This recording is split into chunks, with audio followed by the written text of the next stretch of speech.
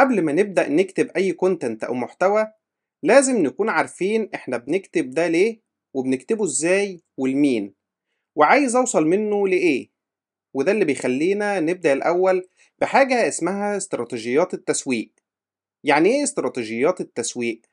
يعني الطرق اللي بنستخدمها عشان نبيع المنتج أو الخدمة.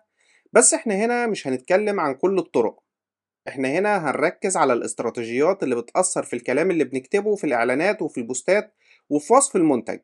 يعني الاستراتيجيات اللي بتفيدنا بشكل مباشر في الكتابة وفي الكونتنت. طيب إيه هي بقى استراتيجيات كتابة الكونتنت؟ في الأساس كده عندنا 3 استراتيجيات كبار. أول حاجة وهي التسويق بالمزايا اللي هي الفيتشر ماركتينج، وتاني حاجة وهي التسويق بالمنافع اللي هي البينافيتس ماركتينج، وتالت حاجة وهي التسويق بالمشاعر اللي هي الايموشنال ماركتينج. نبدأ بالتسويق بالمزايا، وده ببساطة بنشرح فيه المنتج بيتكون من ايه، وايه هي مواصفاته، ايه هو شكله عامل ازاي، الخامات، الحجم، التقنيات. الكلام ده كله من مواصفات للمنتج. زي مثلا لما اقولك الشمسية دي معمولة من قماش ضد المية، والعمود بتاعها معمول من الاستانلس، والمقبض بتاعها معمول من خشب شيك جدا جدا. هنا أنا بوصف المنتج وبقولك مواصفاته، بس ما قلتلكش أنت ليه تشتريه. طيب ده كده اسمه إيه؟ اسمه تسويق بالمزايا. إنما بقى عندي التسويق بالمنافع، ده بقى اللي بيجاوب على سؤال مهم جدا جدا: أنا هستفيد إيه من المنتج؟ يعني بدل ما أقولك الشمسية دي ضد المية، لأ، أنا هقولك الشمسية دي هتحميك من المطر والشمس وتخليك ماشي بأمان في أي وقت. هنا أنا خليتك تحس بالفايدة مش بس توصف المنتج. طيب شايف الفرق بين الاتنين؟ الأولى كانت بتوصف لكن التانية كانت بتفيد. طيب تعالوا نروح للتسويق بالمشاعر، وده بقى أهم وأقوى نوع، وده لأنه بيلعب على إحساس الناس أو على إحساس العميل.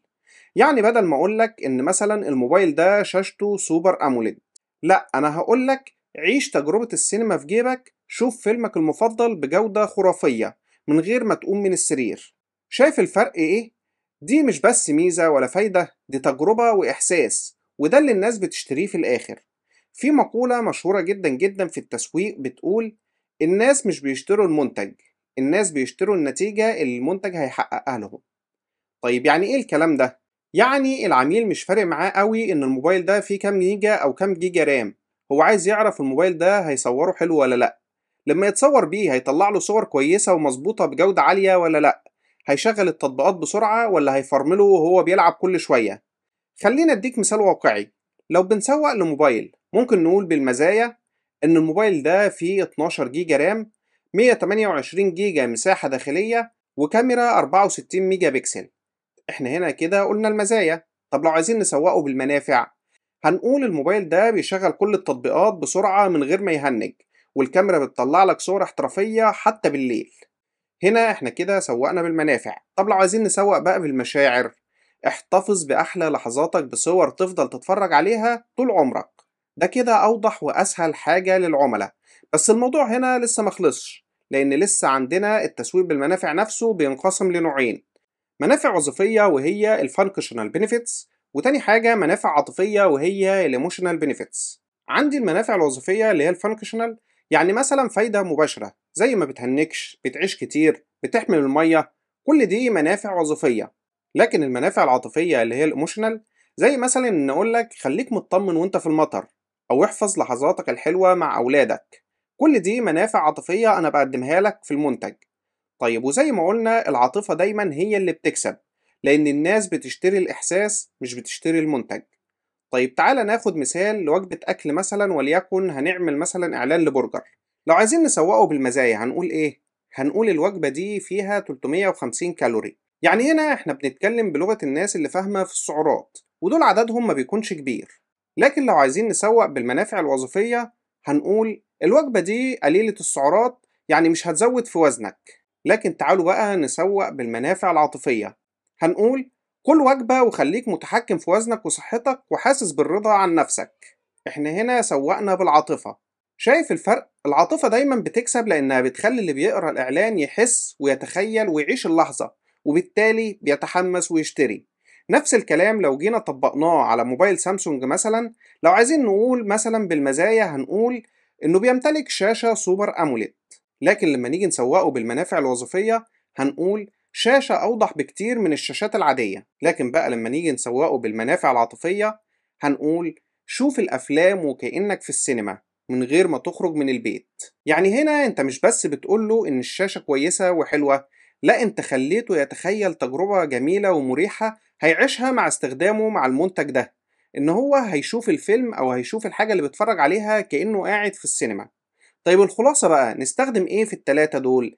احنا هنستخدم التلات استراتيجيات دول مع بعض، بس طبعا بنسب مختلفة. التسويق بالمشاعر ده هيكون الأساس، ده اللي لازم يكون باين في معظم الكونتنت بتاعنا. المنافع الوظيفية هنستخدمها برضو، بس هتكون بنسبة أقل شوية.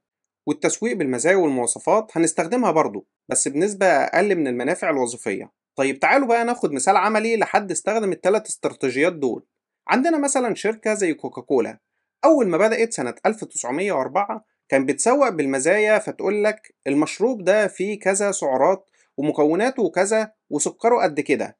لكن بعد كده في 1937 في الثلاثينات بدأوا يغيروا الاستراتيجية وقالوا كوكاكولا بتمد الجسم بالطاقة وبتساعد على الهضم، وده طبعا تسويق بالمنافع.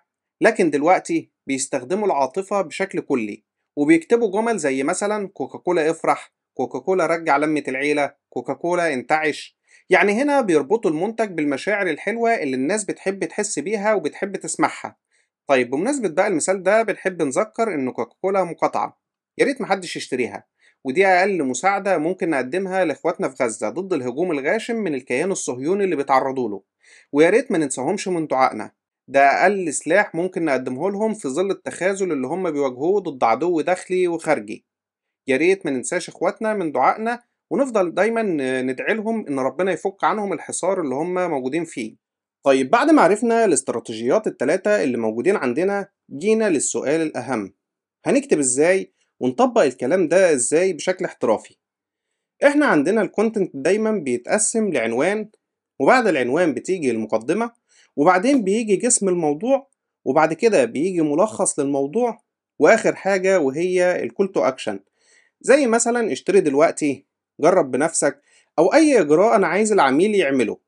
وطبعا في مكان تاني مهم جدا جدا غير الإعلان نفسه العميل بيروح له، وهو صفحة الهبوط أو اللاندنج بيج. ودي الصفحة اللي العميل بيوصل لها بعد ما يضغط على الزر في الإعلان، أو بعد ما ياخد الإجراء اللي أنا بقوله إن هو يقوم بيه. طيب هنستخدم الاستراتيجيات دي بقى إزاي؟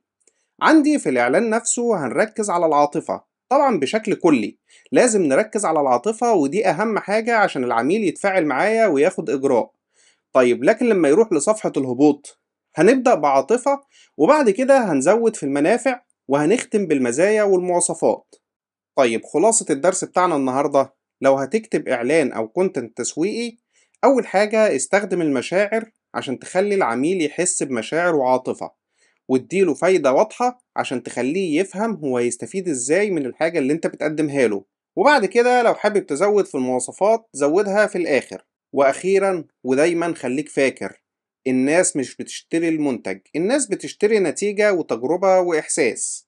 الفيديو اللي جاي إن شاء الله هيكون عن المشاعر العشرة المحفزة على قرار الشراء وصياغتها داخل الإعلان، وصدقني الفيديو اللي جاي ده هيفرق جدا جدا معاك. طيب لو حاسس إنك استفدت من الفيديو دوس لايك عشان أعرف إن النوع ده من المحتوى عجبك. ولو عندك أي سؤال عن كتابة الكونتنت، أو عايزني أساعدك مثلا في تسويق منتجك، اكتب لي في الكومنتات، واشترك في القناة وفعل زر الجرس عشان يوصلك إشعار بفيديوهاتنا اللي جاية. شكرا جدا جدا إنك كملت معايا الفيديو لحد هنا. ما تنساش تعمل بقى شير للدرس عشان يستفيد أكبر عدد من الناس. بشكرك تاني، والسلام عليكم ورحمة الله وبركاته.